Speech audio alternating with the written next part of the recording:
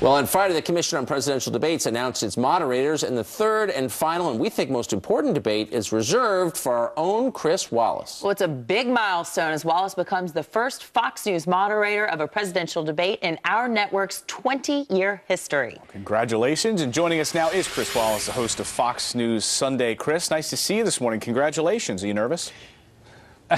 Well, not yet. I've got all the way till October 19th, but I'm very excited.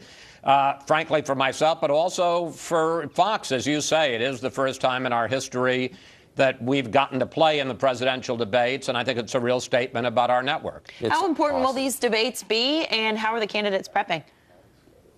Well, very differently, Anna. Hillary Clinton doing exactly what you would think as a policy wonk and as a very experienced lawyer. She's delving into the briefing books. They're holding mock debates. They're planning everything out. There was a story this week in the paper that they're doing psychological profiles of Donald Trump to try to figure out how to get under his skin and try to get him to go off during one of the debates. Trump, on the other hand, much more informal, talking about strategies, but apparently very resistant to the idea of these formal mock debates where you stand there and somebody stands and pretends to be Hillary Clinton and you go through the process. So Trump is handling it as Trump would, and Clinton's preparing for it as Clinton would. So how are you prepping? I don't know if you've got a public email address, but people must be sending you their ideas of good questions nonstop.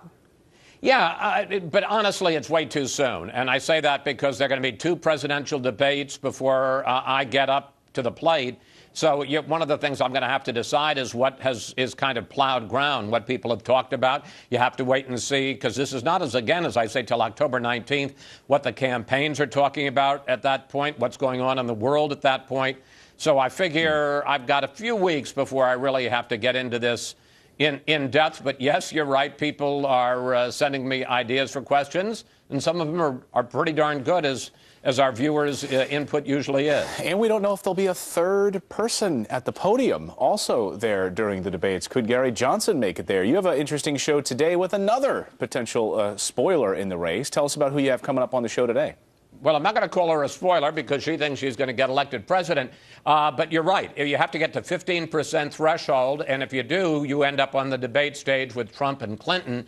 We're going to be talking, first of all, about Donald Trump's visit to Detroit, his first visit to an American inner city to hold a public meeting with African Americans. We'll talk to Ben Carson, his past opponent, rival, and now his advisor who shepherded him through Detroit yesterday. We're going to talk to Democratic Congressman Gregory Meeks, a big Clinton supporter, talk to both of them about the various ideas that both candidates have for inner city America, African Americans. And then, as you point out, we're going to be talking to Jill Stein, the Green Party candidate. And yeah, she's on the ballot in 41 states. And we'll talk to her about her plans for what she would do for America if she actually got into the White House. Amen. We'll watch it. Thanks a million, Chris. Thanks, Chris. Thanks, guys. Up next.